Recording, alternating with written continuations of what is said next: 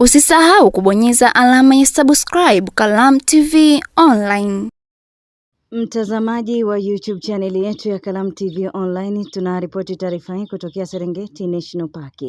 Kufuatia mabadiliko ya tabia nchi yaliyopelekea mvua kubwa kuharibu miundombinu ikiwemo vivuko na madaraja katika hifadhi ya taifa ya Serengeti, serikali kupitia Wizara ya Maliasili na Utalii inatarajiwa kujenga madaraja 5 katika maeneo korofi ndani ya hifadhi hiyo.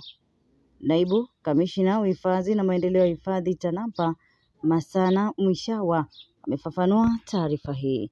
Usisahau kubonyeza alama ya subscribe kwenye YouTube channel yetu ya Kalamu TV Online ili uwe wa kwanza kupata taarifa zetu.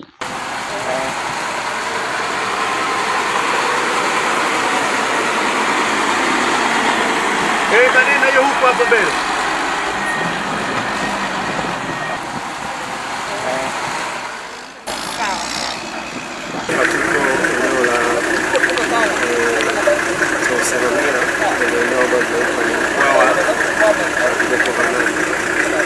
Hili ni moja ya maeneo ambayo huwa na changamoto kutokana na mafuriko yanayosababishwa na mvua ambazo zinaendelea kunyesha.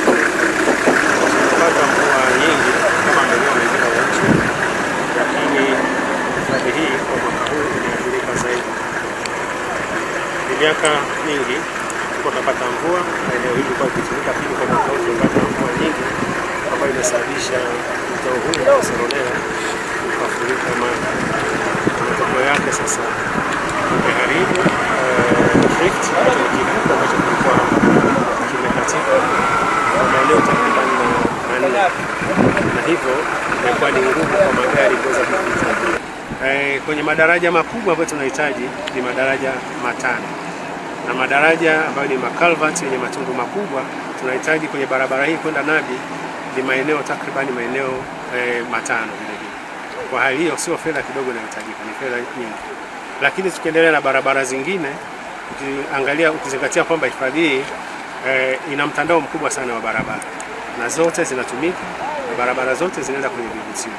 Kwa hiyo ni madaraja mengi ambayo tunahitaji kuyajenga. Ila kwa awamu ya mwanzo tunahitaji haya 5 makubwa na hizi box culverts ambazo ni matundu makubwa ziwe 5.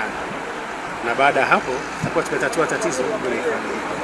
Na hayo ndio malengo yetu, ndio malengo ya TANAPA na malengo ya serikali kuhakikisha kwamba wageni wote wanaokuja kutembelea hifadhi ya taifa Serengeti wanakuingia salama, wanafanya utalii kwa usalama na wanaondoka salama. It's just been phenomenal from what I've seen.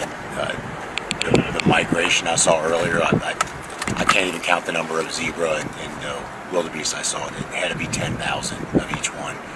Just been awesome. Bad. There's parts that are smooth. There's muddy parts that we slide around in. There's rocky parts. There's divoted parts where the truck just bounces up and down. And then we've got this crossing we just came through that was pretty exciting. Usisahau kubonyeza alama ya subscribe Kalamu TV Online.